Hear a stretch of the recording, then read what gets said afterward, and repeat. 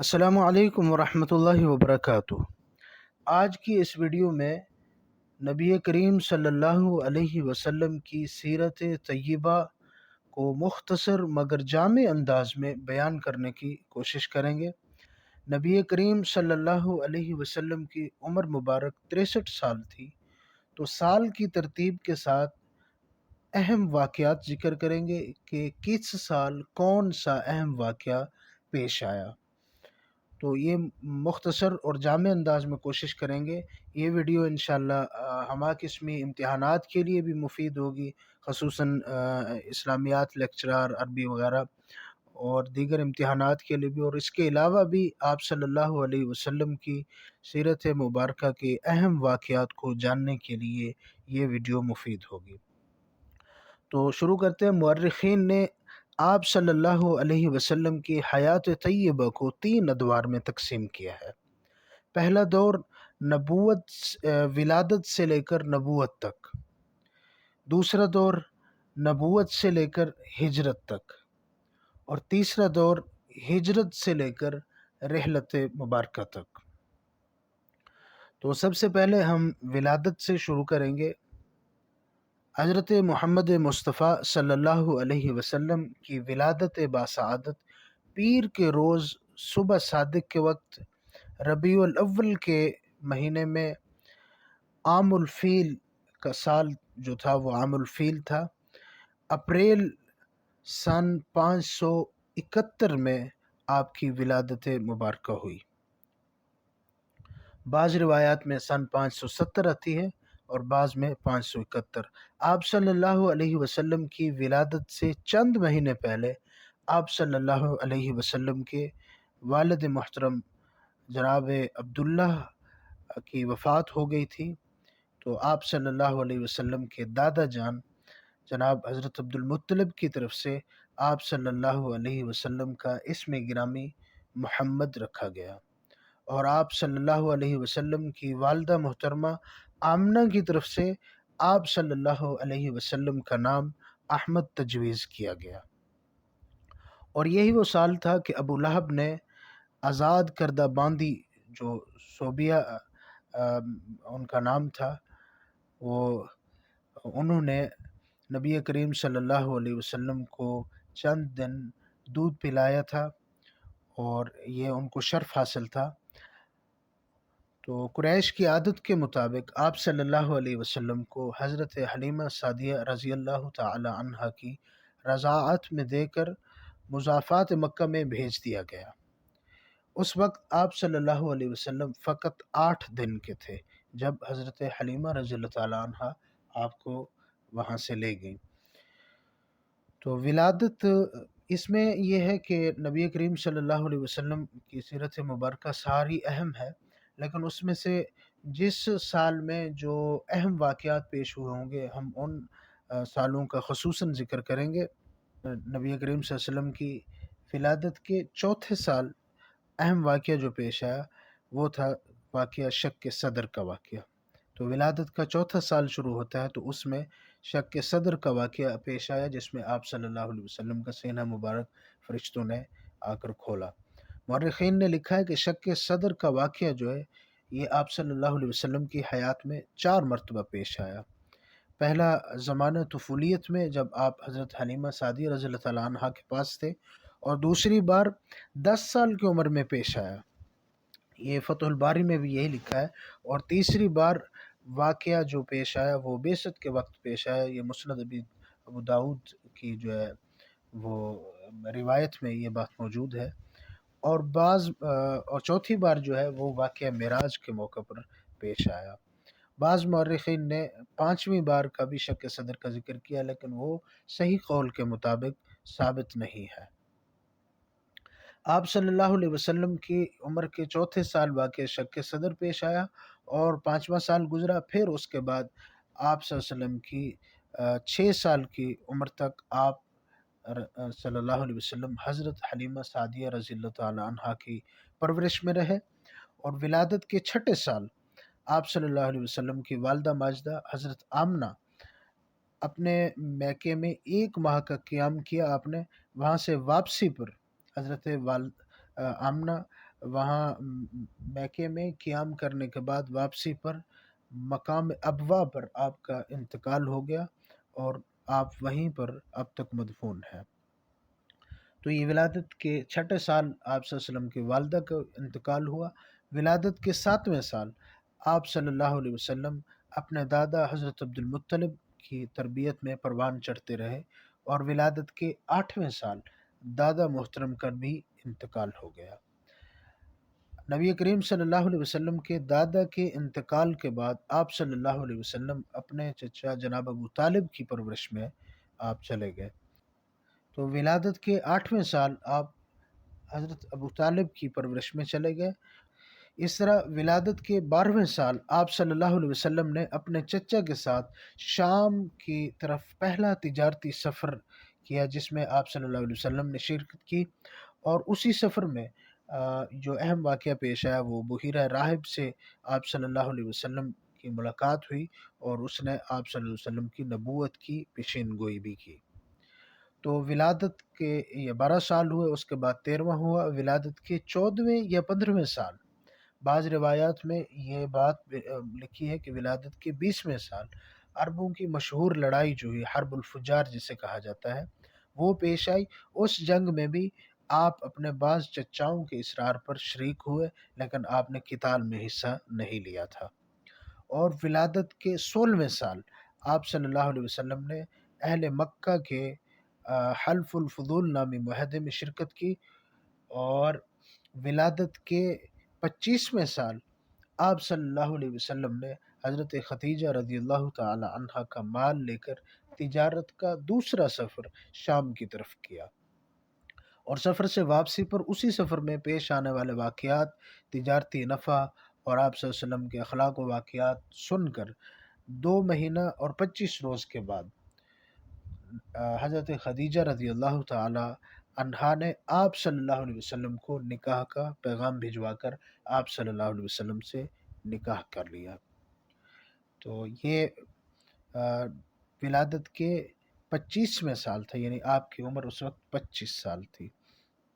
پھر یہ چلتے رہے تو ولادت کے 35ویں سال یعنی 10 سال بعد آپ صلی اللہ علیہ وسلم نے بیت اللہ کی ہونے والی تیسری تعمیر کے وقت حجر اسود کو اپنے دست اقدس سے نصب فرمایا، اور وہ جو خانہ جنگی کا سما پیدا ہو گیا تھا اس وقت، خانہ جنگی کے لیے کمر بستہ جو قبائل تھے قریش کے، ان کے درمیان باہمی محبت اور الفت پیدا فرما دی، اور اس مشکل مرحلے کو بخوبی آپ صلی اللہ علیہ وسلم نے خیر کے انجام تک پہنچایا۔ تو یہ 35واں سال تھا حیات طیبہ کے 39ویں سال آپ صلی اللہ علیہ وسلم کا کردار ایسا بے مثال تھا، یعنی 39ویں سال تک آپ کا کردار جو رہا وہ ایسا بے مثال تھا کہ اپنے غیروں کی زبان پر بھی آپ صلی اللہ علیہ وسلم کے بارے میں آپ صلی اللہ علیہ وسلم کو صادق اور امین کہا جاتا تھا۔ تو ولادت کے 40ویں سال آپ صلی اللہ علیہ وسلم نے زیادہ وقت غار ہرا میں گزارا۔ یہاں آپ صلی اللہ علیہ وسلم کے سر پر نبوت کا تاج رکھا گیا، اور نبوت کے پہلے سال غار ہرا میں، اب یہاں سے ولادت کی جو پہلا مرحلہ تھا وہ مکمل ہوا، اب یہاں سے نبوت کا مرحلہ شروع ہو رہا ہے، یعنی پہلی نبوی میں آپ صلی اللہ علیہ وسلم کو جب نبوت کا تاج آپ کے سر مبارک پر رکھا گیا، تو نبی صلی اللہ علیہ وسلم کے وہ پہلا سال جو تھا وہ پہلی نبوی تھی، یعنی اسے پہلی نبوی کہا جائے گا، نبوت کا پہلا سال۔ تو اس میں غار ہرا میں نبی کریم صلی اللہ علیہ وسلم پر سب سے پہلے سورۃ العلق کی 5 آیات نازل ہوئی۔ آپ صلی اللہ علیہ وسلم کو نبوت اتوار کے دن عطا ہوئی، لیکن مہینے کے بارے میں مورخین کا اختلاف ہے۔ ابن عبد البر رحم اللہ کے نزدیک 8 ربیع الاول کو نبوت سے آپ کو سرفراز کیا گیا، اور اس قول کی بنا پر بوقت بعثت آپ کی عمر 40 سال تھی، جبکہ ابن اسحاق کے قول کے مطابق آپ کو نبوت سے سرفراز 17 رمضان کو کیا گیا۔ آپ صلی اللہ علیہ وسلم کی عمر مبارک اس وقت 40 سال اور 6 ماہ تھی۔ حافظ ابن حجر نے بھی اسی قول کو ترجیح دی ہے کہ آپ کی عمر اس وقت 40 سال 6 ماہ تھی۔ بہرحال یہ نبوت کا پہلا سال تھا۔ نبوت کا دوسرے سال میں آپ صلی اللہ علیہ وسلم خفیہ تبلیغ فرماتے رہے۔ اسی سال یعنی نبوت کے دوسرے سال حضرت خدیجہ رضی اللہ تعالی عنہ، حضرت ورقہ بن نوفل، حضرت علی المرتضی، حضرت ابوبکر صدیق، حضرت جعفر بن ابی طالب، حضرت عفیف کندی، حضرت طلحہ، حضرت سعد بن ابی وقاص، حضرت خالد بن سعید، حضرت عثمان بن عفان، حضرت عمار، حضرت صہیب، حضرت عامر بن عنبسہ اور زید بن حارثہ رضی اللہ تعالی عنہم، یہ تمام صحابہ کرام ایمان لا چکے تھے نبوت کے دوسرے سال تک۔ اور یہ سب اور کچھ دیگر صحابہ کرام صحابہ سابقین اولین صحابہ کہلاتے ہیں۔ نبوت کے تیسرے سال آپ صلی اللہ علیہ وسلم کے متبنہ بیٹے حضرت زید بن حارثہ رضی اللہ تعالی عنہ کے بیٹے حضرت اسامہ رضی اللہ تعالی عنہ کی ولادت ہوئی نبوت کے تیسرے سال۔ نبوت کے چوتھے سال جو اہم واقعہ پیش آیا وہ آپ صلی اللہ علیہ وسلم کو علی الاعلان دعوت دینے کا حکم ہوا، جس کی بنا پر کفار خصوصاً قریش کی طرف سے بھی کھلم کھلا دشمنی اور بغض و عداوت کا مظاہرہ ہونے لگا۔ اسی سال حضرت عائشہ رضی اللہ تعالی عنہا کی ولادت ہوئی۔ نبوت کا پانچواں سال حضرت جعفر بن ابی طالب رضی اللہ تعالی عنہ اسلام لائے، یہ نبوت کا پانچواں سال۔ اسی پانچویں سال میں حبشہ کی طرف پہلی ہجرت کی گئی، اور پھر اسی سال دوسری ہجرت بھی کی گئی، اس ہجرت سے واپسی ہوئی اور دوسری ہجرت کی گئی۔ پہلی ہجرت کے دوران 11 مرد اور 5 عورتیں شامل تھیں، اور دوسری ہجرت میں 86 مرد اور 16 عورتیں شامل تھیں۔ اور اسی سال یعنی 5 نبوی کو اسلام کی پہلی خاتون کو شہید کیا گیا۔ حضرت سمیہ رضی اللہ تعالی عنہا کو ابو جہل ملعون نے شہید کیا، اور یہ اسلام کی خاطر شہید ہونے والی پہلی خاتون ہے۔ نبوت کا چھٹا سال نبوت کے چھٹے سال حضرت حمزہ رضی اللہ تعالی عنہ اور حضرت عمر رضی اللہ تعالی عنہ اسلام لائے۔ ان کی برکت سے مسجد حرام میں نماز اعلانیہ طور پر ادا کی گئی۔ یہ نبوت کا چھٹا سال تھا۔ نبوت کا ساتواں سال نبوت کے ساتویں سال مقاطعہ ابی طالب شیب ابی طالب شروع ہوا، جس میں مقاطعہ میں آپ مسلمانوں کو الگ کر دیا گیا۔ آپ صلی اللہ علیہ وسلم کے ساتھ بنو ہاشم اور بنو مطلب شیب ابی طالب میں محصور ہو کر دیے گئے۔ اسی دوران آپ صلی اللہ علیہ وسلم کے چچا زاد بھائی عبداللہ بن عباس رضی اللہ تعالی عنہ کی ولادت باسعادت ہوئی۔ یہ نبوت کا 7واں سال تھا۔ نبوت کے 8ویں سال مشرکین مکہ کے مطالبہ پر شق قمر کا بے مثال معجزہ آپ صلی اللہ علیہ وسلم کے ہاتھ مبارک پر رونما ہوا۔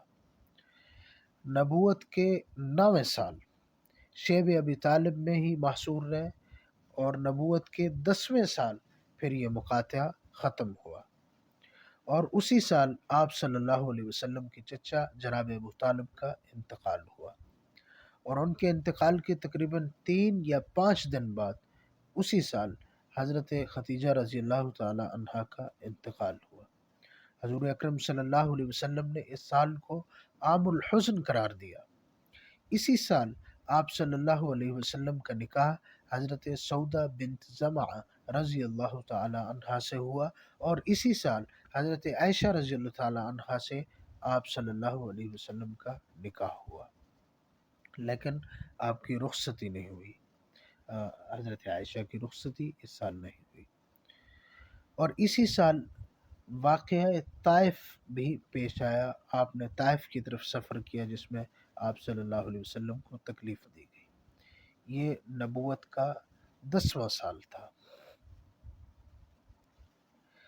اور بعض روایت میں آتا ہے کہ اسی سال آپ صلی اللہ علیہ وسلم کو معراج پر تشریف لے گئے۔ یہ عیسوی کے مطابق سن 621 سن تھا، جو یہ نبوت کا 10واں سال تھا۔ نبوت کا 11واں سال، نبوت کے 11ویں سال مدینہ سے آنے والے حاجیوں میں آپ صلی اللہ علیہ وسلم کی دعوت سے تقریباً 6 آدمی اسلام لے آئے، جنہیں 6 سعید روحوں کا لقب ملا، اور اس سے انصار کے اسلام کا آغاز ہوا۔ حضرت سوید بن صامت جو حکمت لقمان کے حامل تھے، ان سے ملاقات ہوئی نبی کریم صلی اللہ علیہ وسلم کی اسی سال۔ ایاس بن معاذ، زماد ازدی، طفیل، عمر دوسی رضی اللہ تعالی عنہم، اور حضرت ابو ذر غفاری رضی اللہ تعالی عنہ اسی سال نبوت کے 11ویں سال اسلام لائے۔ نبوت کا 12واں سال، نبوت کے 12ویں سال آپ صلی اللہ علیہ وسلم پر معراج پر تشریف لے گئے۔ بعض روایات میں 10ویں سال آتا ہے اور بعض روایات میں 12ویں سال۔ اسی موقع پر، معراج کے موقع پر، امت پر 5 نمازیں فرض ہوئی، اور اسی سال یعنی نبوت کے 12ویں سال بیعت عقبہ اولیٰ کا واقعہ پیش آیا، جس میں 12 افراد نے شرکت کی اور وہ اسلام لائے۔ بعض کے نزدیک یہ واقعہ جو ہے 11 نبوی میں پیش آیا۔ 12 افراد نے اسلام قبول کیا بیعت عقبہ اولیٰ میں۔ اس کے بعد نبوت کا 13واں سال، جس میں بیعت عقبہ ثانیہ ہوئی، جس میں 73 آدمی تھے اور 2 عورتوں نے اسلام قبول کیا۔ 73 آدمیوں نے اسلام قبول کیا اور 2 عورتوں نے اسلام قبول کیا۔ اسی سال مسلمانوں کو مدینہ کی طرف ہجرت کرنے کی اجازت مل گئی، اور اسی سال قریش نے نعوذ باللہ آپ صلی اللہ علیہ وسلم کے قتل کا منصوبہ بنایا۔ حضرت جبرائیل علیہ السلام نے آ کر آپ صلی اللہ علیہ وسلم کو قریش کی اس سازش سے آگاہ کرتے ہوئے فرمایا کہ اللہ تعالیٰ نے آپ صلی اللہ علیہ وسلم کو یہاں سے ہجرت کرنے کی اجازت دے دی ہے۔ اجازت ملنے پر آپ صلی اللہ علیہ وسلم حضرت ابوبکر صدیق رضی اللہ تعالی عنہ کو ساتھ لے کر مدینہ کی طرف آپ نے ہجرت فرمائی۔ یہ حیات نبوی کا دور تھا۔